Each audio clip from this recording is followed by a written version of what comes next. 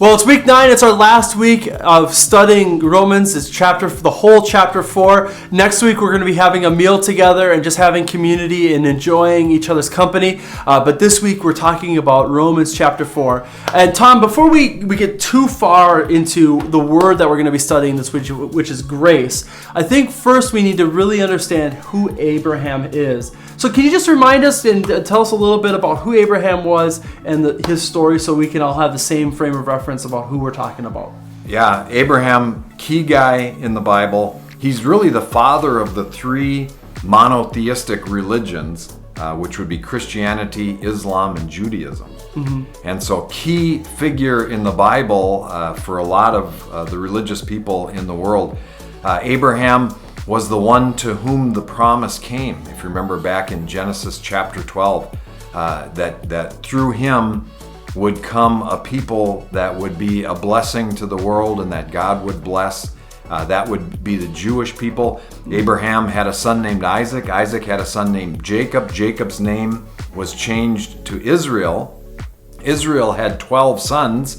Those are the 12 tribes of Israel that we read about in the Old Testament and the New Testament and are still prevalent today. It all goes back to Abraham believing God, trusting him for the promise that God made, though by all natural understanding it would be impossible. Specifically in Romans chapter 4, we're talking about, was Abraham who he was because of the law or outside of the law? And that's really the big question that we're talking about here, is what makes Abraham righteous? The law or grace? And that's the word we're talking about this week, is grace. So Tom, tell us a little bit about grace, what it means, where we get our information from in the Bible about this word.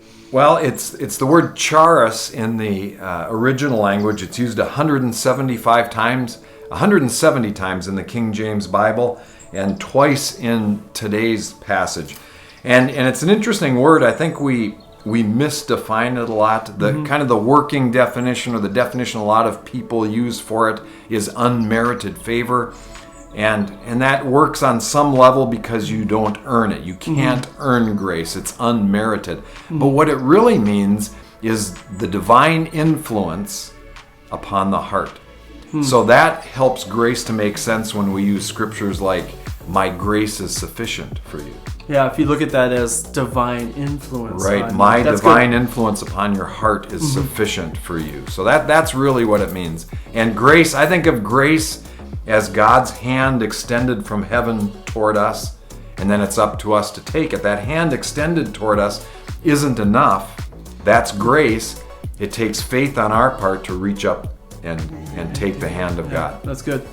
We're talking about grace today, and for our icebreaker, I want to distinguish two things real quick. Mercy is when we don't get something that we deserve, punishment, for example. But grace is when we get something undeserved. So our icebreaker today is about grace. When did you receive an undeserved blessing? That would be grace. Have a fun time talking about that, and we will talk to you next week.